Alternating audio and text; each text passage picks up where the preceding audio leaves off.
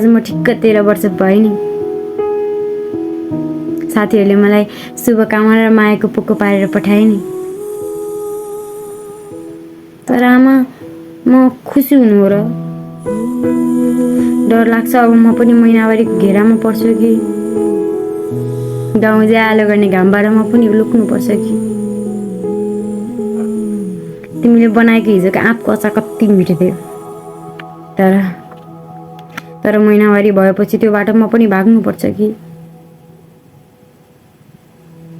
साँच्चीकै म आज 13 वर्ष पुगेँ नि। तर 81 मनमा आउने महिनावारीको डरलाई भगाउनु चाहिँ कसरी? परको छिमेकी दिदी चाहिँ मैले नि अब बाला हेर्नुहुन्न कि। आमा मलाई रातो गुलाबी फुलहरू धेरै मनपर्छ। तर महिनावारी भएपछि ती छुँदा कुहिन्छ कि। छिमेकी दिदी महिनावारी हुँदा कोठाभित्रै थुनिनु भएको थियो अरे। त्यसै गरी म पनि घरभित्रै बसेर पनि घरबाट पर सर्छु कि।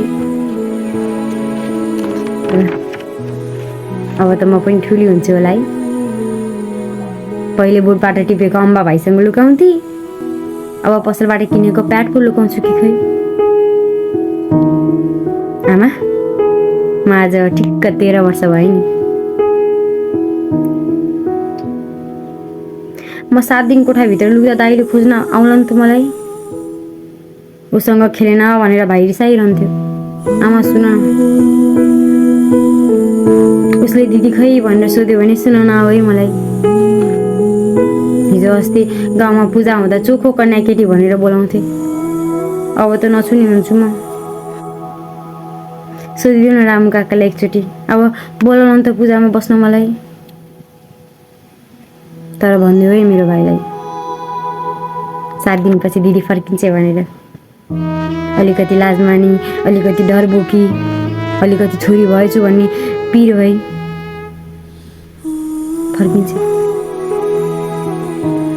ढोका खोल्छ 7 दिनपछि अनि फर्किन्छ उसको दिदी चोखो भएर अर्को 21 दिनको लागि। किनकि अब म 13 लाग्यो आमा।